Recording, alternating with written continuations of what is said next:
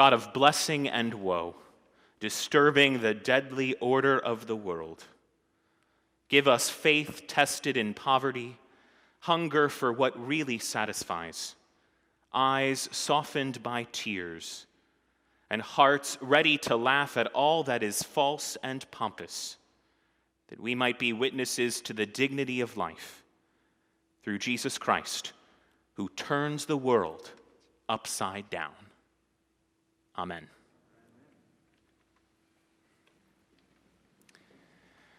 On one morning earlier this week, just after my alarm clock went off, I was mindlessly scrolling through my social media feeds and trying to convince myself to get out of bed, when I happened upon a news story about a British royal testing positive for COVID-19.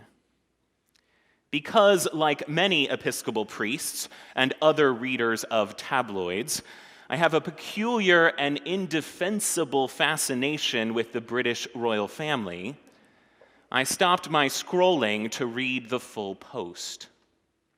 And then, still reluctant to emerge from the comfort of my warm bed, I made a classic mistake. I read the comments. It was in those comments that I spotted an urgent plea from one of my fellow Facebook users, addressed to the journalism outfit that had posted the story. Stop reporting stuff about COVID, she demanded. For the love of God, there are so many positive, awesome stories you can be reporting on. Stop the doom and gloom, and stop getting so excited to report this stuff. Get back to real journalism. I can't say that the contraction of COVID-19 by a single fully vaccinated and boosted individual was the most newsworthy story of the day, but I was nonetheless struck by the commenter's implied definition of real journalism. Real journalism, she suggested, was positive, awesome, upbeat. It was selective in its approach. It refused to traffic in doom and gloom. It did not concern itself with the truth. Look on the bright side. Say no to negativity. Stop complaining. Be grateful. Stay positive. Despite the fact that tragedy and frustration are inevitable aspects of human life, Americans have long pressured one another to refrain from criticism, to renounce sad feelings, and to find a way to be cheerful no matter what. In 1952, Norman Vincent Peale of Manhattan's Marble Collegiate Church famously published The Power of Positive Thinking, which achieved enormous popularity by encouraging readers to leave negativity behind and to relentlessly pursue happiness and success. Peale's legacy tenaciously persists both in secular self-help discourse and in the whole of American Christianity. Best-selling books continue to promise us that we will achieve everything we want if only we think positive thoughts. While scores of American Christians, particularly those who adhere to the so-called prosperity gospel, eschew negative emotions and insist on good vibes only as a matter of faith. Several years ago, Duke professor Kate Bowler was visiting Houston, Texas during Holy Week. Curious about how evangelical megachurches observed Good Friday, she called several of them to find out when services would take place. Bowler was surprised to discover that most of the megachurches were not holding any Good Friday services whatsoever. Apparently, the negativity of Jesus' crucifixion, the sadness and fear involved in contemplating Christ dead upon the cross, was too much for them to stomach. One church receptionist told Bowler that she had no idea what Good Friday meant. Others told Bowler to visit their church on Easter, when Jesus was risen and there was a reason to celebrate.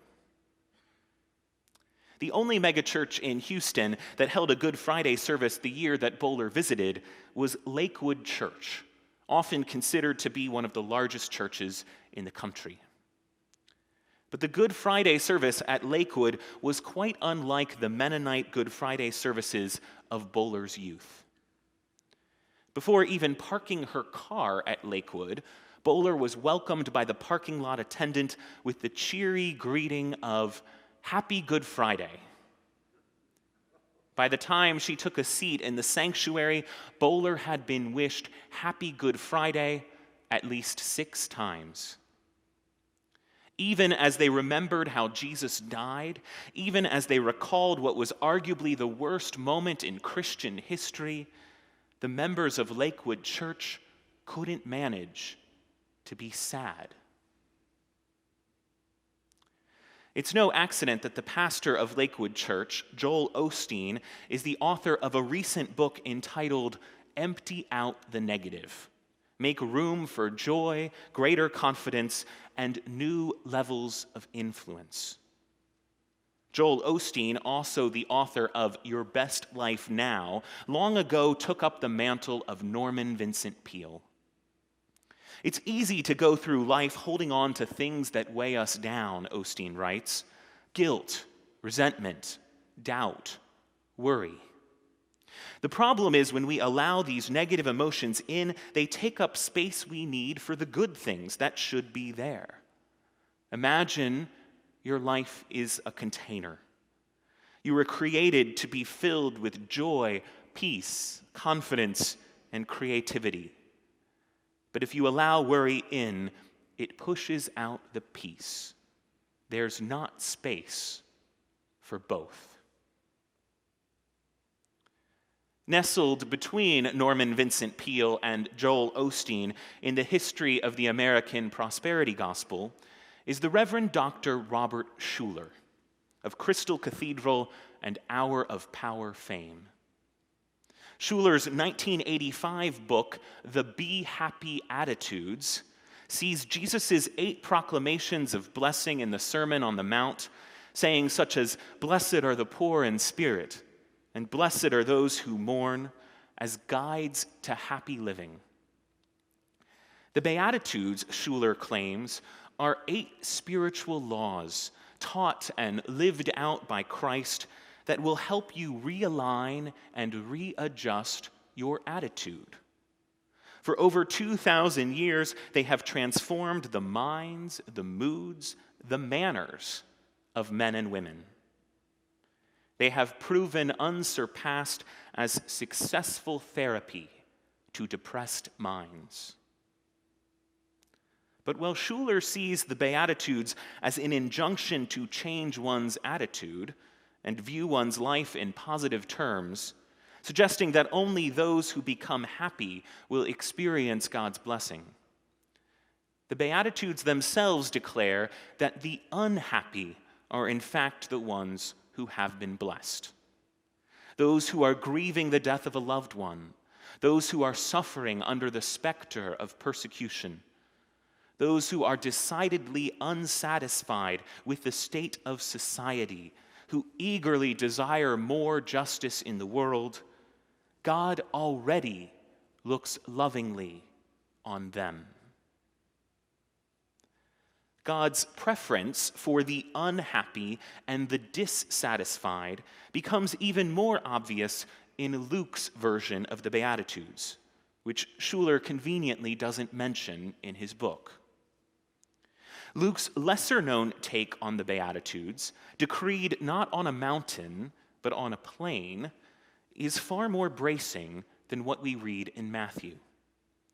While Matthew's Jesus speaks in abstractions, such as "Blessed are the poor in spirit," Luke's Jesus speaks more plainly.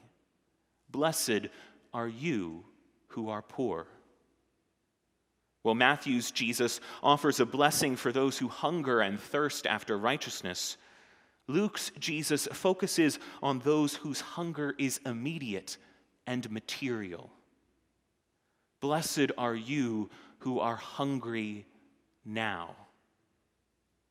While Matthew's Jesus shows a somewhat general concern for those who mourn, Luke's Jesus paints a more vivid picture. Blessed are you who weep. Most strikingly, Luke's Jesus includes a set of woe statements that correspond to his statements of blessing. Woe to you who are rich. Woe to you who are full now. Woe to you who are laughing now. Woe to you when all speak well of you. These pronouncements demonstrate definitively that happiness and success are not the ultimate goals of the Christian life. To the contrary, Jesus makes clear striving for contentment is futile. The satisfaction of the rich, the well-fed, the joyful, and the popular is temporary. It will not last. In Luke's version of the Beatitudes, Jesus himself declines to be the happy and contented one. He takes on the role of a critic, expressing deep dissatisfaction, even anger, with specific groups of people, and in general, with the way things are. If we actually wanted to empty out the negative from our lives, if we truly felt the need to cut out all that is not positive, we would have to start by turning to our Bibles and taking our scissors to the words of the Savior in whom we claim to believe. There's been a lot of commentary in recent years about something called toxic positivity. It's a term that refers to the tendency some people have to relentlessly insist on positive thinking even in the worst of circumstances. Though a reasonable amount of optimism can be helpful in many situations, an overdose of positivity may minimize the real suffering that individuals who are in pain face. Forced positivity, Harvard psychologist Susan David writes, is a form of denial. When you tell someone to just be positive, you're basically saying to them, my comfort is more important than your reality. Think about how someone who just lost a job might feel if you advised them to stop being so negative, because they'll probably get another one. Think about how someone with a cancer diagnosis might respond if you told them not to despair, because it's possible they may not die. Consider how a victim of racism, sexism, or transphobia might react if you ordered them to stop complaining because things are so much better now than they used to be.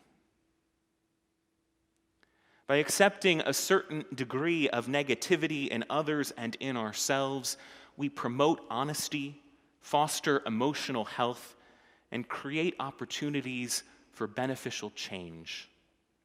We also practice our Christianity.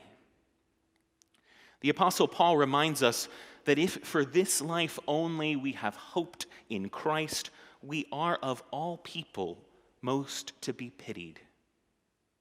Our heroes in the faith, the letter to the Hebrews tells us, were strangers and foreigners on the earth.